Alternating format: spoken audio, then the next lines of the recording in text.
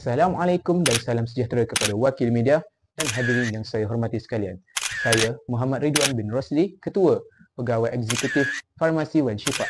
Saya tampil hari ini untuk memberikan penjelasan berkenaan keputusan penarikan semula suplemen ubat batuk kami iaitu Lega yang merupakan sejenis suplemen untuk melegakan tekak dan meredakan batuk.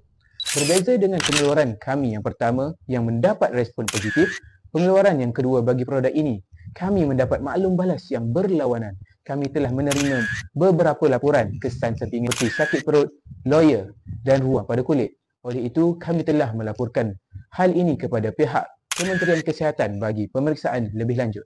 Baiklah Encik Ridwan, apakah punca di sebalik penarikan semula suplemen ubat tersebut?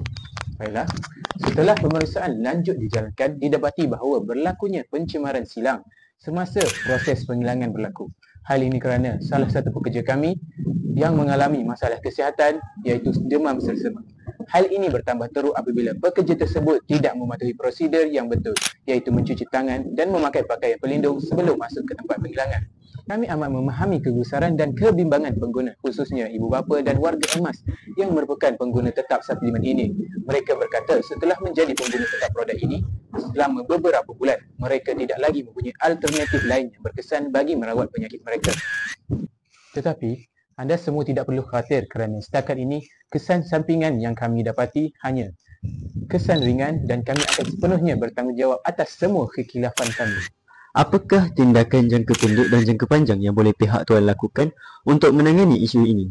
Baiklah, untuk saat ini kami telah menghentikan serta-merta pengeluaran ubat pada seluruh cawangan farmasi kami dan farmasi yang bekerjasama dengan kami.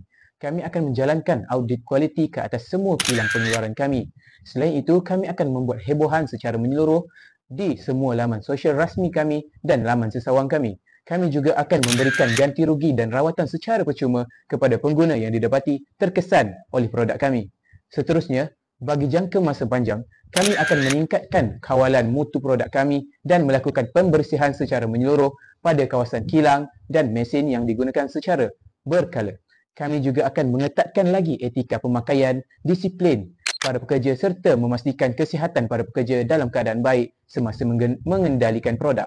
Selain itu, kami juga akan menyediakan alternatif lain untuk setiap produk kami agar masalah kebergantungan pada satu produk akan dapat ditangani sekiranya hal ini terjadi lagi.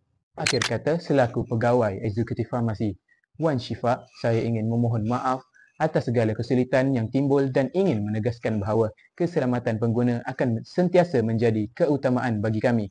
Kami berazam untuk menambah baik lagi sistem kawalan dalaman maupun luaran agar tidak terjadi kejadian seperti ini lagi pada masa akan datang. Sekian, terima kasih atas kerjasama dan perhatian.